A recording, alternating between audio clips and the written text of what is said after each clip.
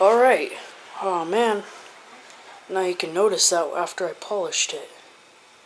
Ugh, that is not good at all. I really don't like that at all. Dang it. Anyway, yeah, I discovered the knock is right... Why'd my camera get dark? The knock is right behind here. Oh, it's trying to look at my hand, that's why. But the knock is right there, so right behind the distributor. So I'm going to have to take off the distributor, which I really didn't want to do, but oh well, things happen. Right now I'm just going to do a video of the wires. This is number 4 cylinder, goes right there. Number 3 cylinder goes here. Number 2 goes right there. And number 1 goes right there, and the middle one goes to the coil, which I couldn't memorize. But I can't memorize the other ones, so I made this video. Alright, besides diagnosing the knock, I filled up the transmission with diesel fuel, so when we do fix the knock, we can take it for a 10 or 15 minute drive, drain all the oil, or all the diesel fuel, and that'll bring all the sludge with it. Draining the oil right now, and there is a surprisingly small amount of oil in there. And I'll show you where the oil was.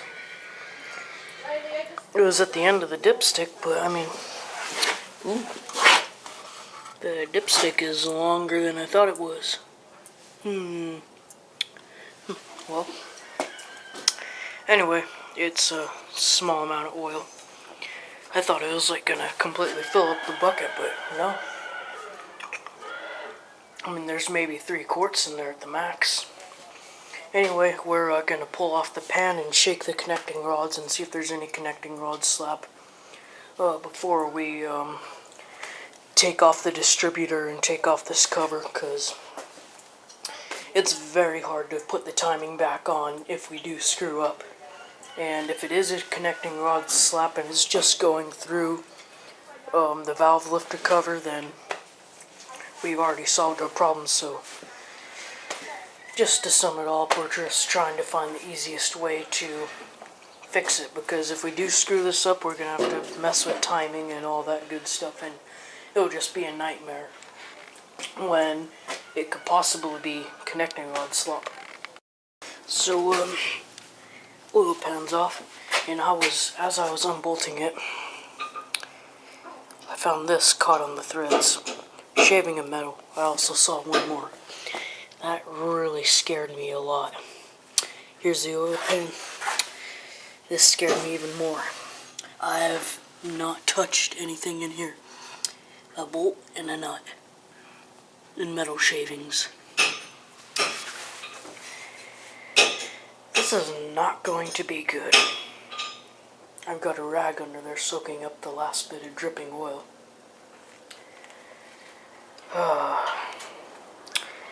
I can only imagine what's happened. He was coming in, catch his reaction. Oil pan's over on this side. This is exactly how I found it. I haven't even touched anything inside. Metal shavings, a bolt, and a nut. Oh, that's great. Well then, there's So something's falling apart under there. that looks like a wrist pin. Did you see if all the nuts are on the... I didn't look down there because it's still dripping oil. Oh, okay. I'll let it drip for a few hours and take a look. Yeah. I need to collect those bolts first. I thought we did too, but maybe there was just enough skime. Here you go. Strange. Well, we're not going to put the oil back in there. Yeah, we didn't get very much out. Maybe a quart. I think we put 2 quarts in. Oh, there's the bolt. Okay. Yeah. What the hell? That doesn't look like a... Oh, yes, it does. Yes, there is. What does that look like? Looks like it could be a version bolt. So, Could be. Unless some fool put something down in the oil thing just to be miserable. You know, a smart ass I hope that's it. kid or something. Or maybe worse, an adult that should know better than do some pissed at him for something. That should come off. Yeah. I don't know what it was. There it goes. It's just a friction, isn't it? Oh, I still have the duct tape on it from when I pressure washed it. Huh. That's why it wasn't coming off. There. See, I think you could drop a bolt right down through there. Yeah. Maybe not. It's got a little baffle there. See, you stick your finger in it. Yeah, it does. I don't know. Well, that'd be a good smart thing to put a baffle in there, so. Yeah. As you already know, we've found this funny shaped bolt. Kind of weird. It feels like it's been ground actually. Probably has. And here's a nut. It's kind of a wide nut, like it's meant to catch a lot of threads. Well, here's another thing. This is a funny little locking crimp nut. Let's look underneath. So I take this flashlight, this gigantic flashlight, and I take a look at all the connecting rod end caps. As you can see, this one looks tight, and you can't see it, but I looked up in there and the wrist pin is still in. Anyway, I worked my way back, and look at that, right there. That is the connecting rod end cap. It has a bolt missing. There's not even a stud sticking out of that thing, which means it has a loose connecting rod. And that's exactly what I thought it was. And everyone else was telling me what else it might be. So yeah, this is in a way a good thing, in a way a bad thing. It's good as in it's not something more serious, and it's bad as in we're gonna have to get a new connecting rod end cap, and possibly get the crankshaft turned, and all of that will be fairly expensive. So yeah, I'm gonna go tell Hugh. Hey Hugh, I've got good news and bad news. Yeah? The good news is the problem isn't nearly as serious as we thought, and the bad news is that bolt we found was from a connecting rod. Only half of the end cap is bolted on. But it's still there? Yeah, it's on the front cylinder. I'll be darned. I couldn't believe it either. I'll be darned. That's pretty strange.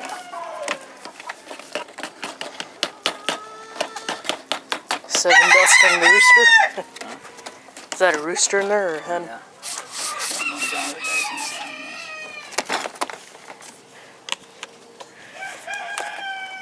So, do you think I should call Paul? Yeah. See what he thinks? Yeah, probably. Alright, I guess I'll do that. So, as you can tell by the Hugh's reaction, he was very surprised, and I mean, so was I. I'm extremely surprised that under that much strain, in 2 tests, probably 4 or 5 starts after we noticed that it had a knock, that other bolt didn't come loose and it didn't throw the rod out the side of the block.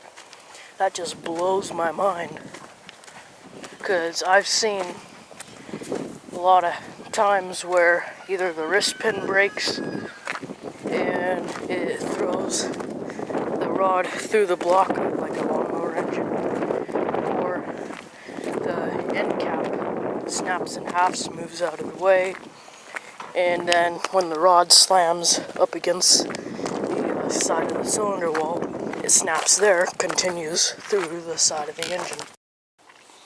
So, this is what I got out of the oil pan. The old bolt, which has been ground and just destroyed from being in the engine. the lock nut. Got those funny little doohickey thingies. And the nut. This is the main thing that gets torqued down. This is what we took off less than 10 minutes ago. Paul Richardson came out again. For those of you who don't know, he used to be a shop foreman. He upgraded from sweeping floors to the shop foreman in the Tally Farm shop, which is 1,000 acres of farmland and like 500 other acres, or I think 5,000 acres of grapes, and I can't remember. I just know that he has 1,000 acres of row crop there and 90 tractors. 83 of them are John Deere's. Yeah. This is the nut, the main nut that holds the end cap on.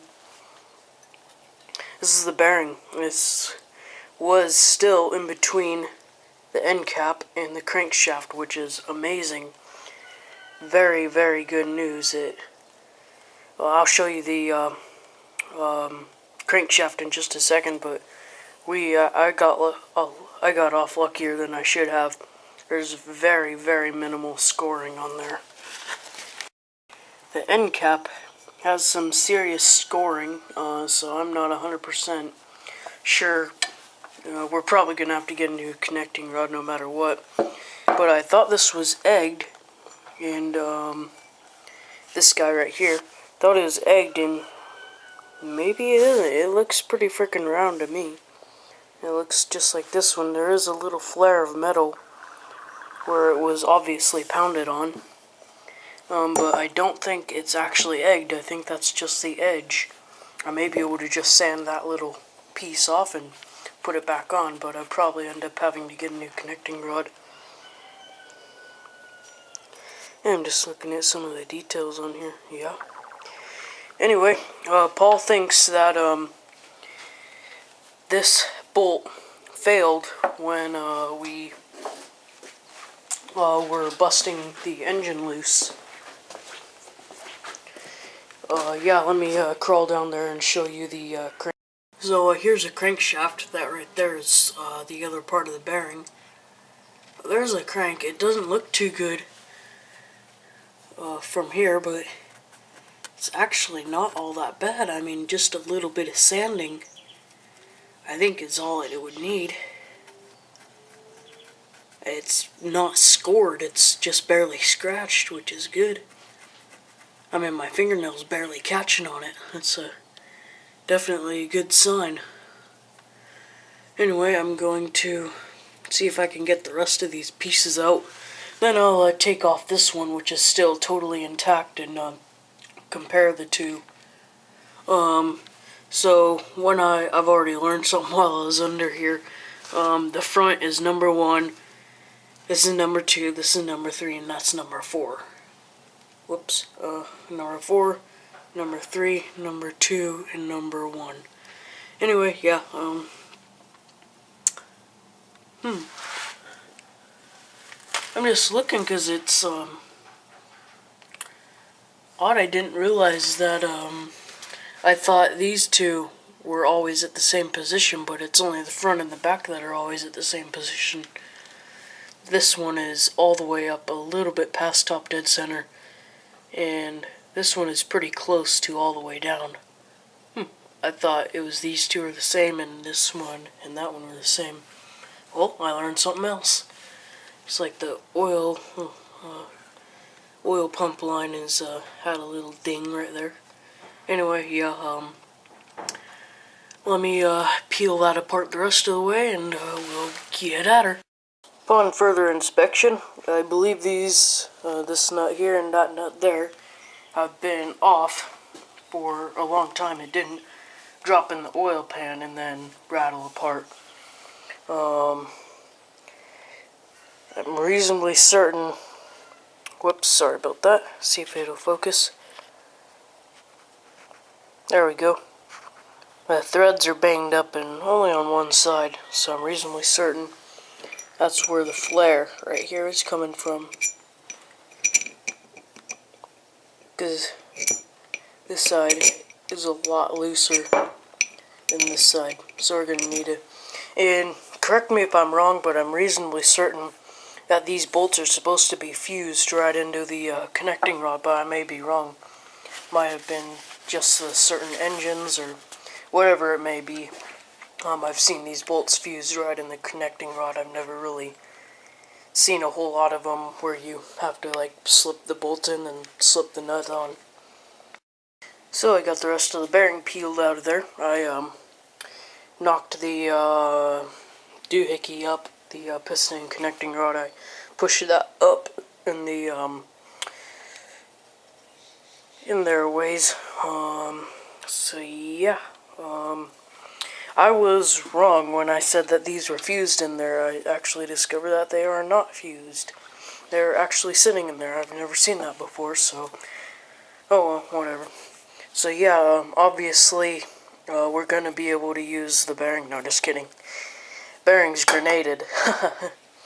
I'm not 100%. I've never really had to replace it before. I'm reasonably certain we're gonna have to replace this connecting rod.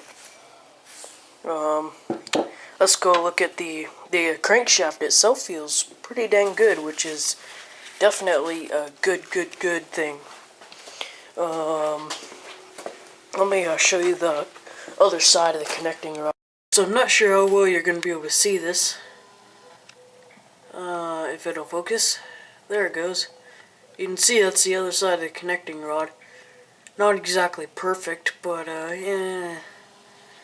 I think we're gonna have to get a new connecting rod, which means pulling the head. Oh well.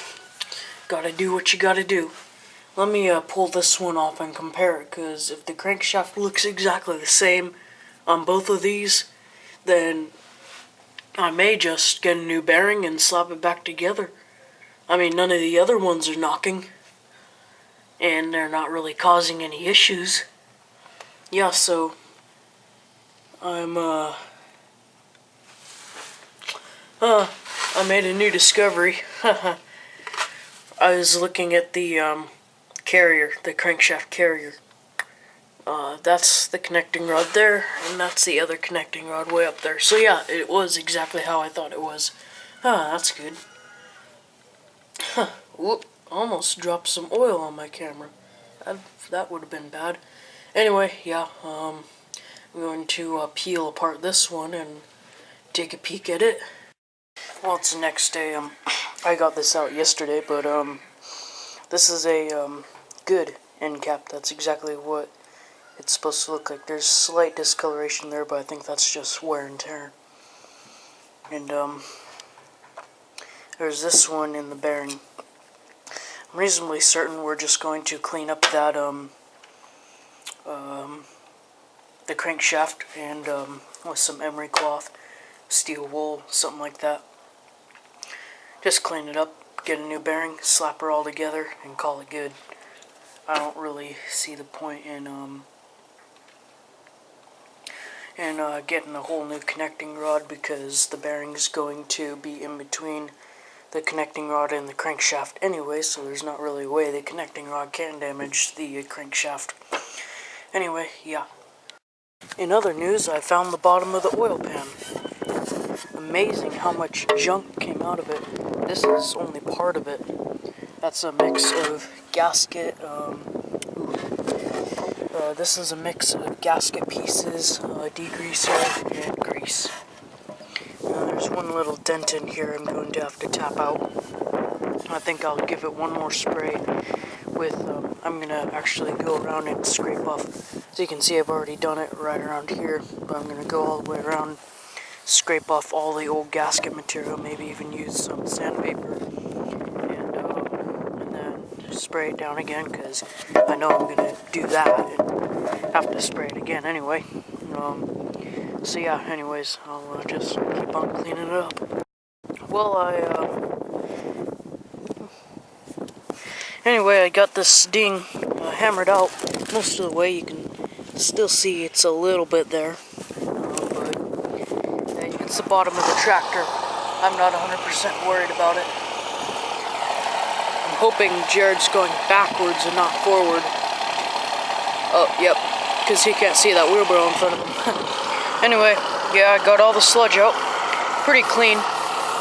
It's got a bunch of tiny little dings and dents, but like I said, it's on the bottom of the tractor. It doesn't have to be 100% perfect, because someday we're going to be using this thing and we're going to smash the tractor into like something like a tree stump. It's going to completely rip off the entire bottom oil pan and going to be putting the tractor out of service someday. So I'm not really 100% excited on getting this 100% beautiful, if you kind of understand that. 100% perfect, flat like factory. I just wanted to hammer out that one big one, which I did.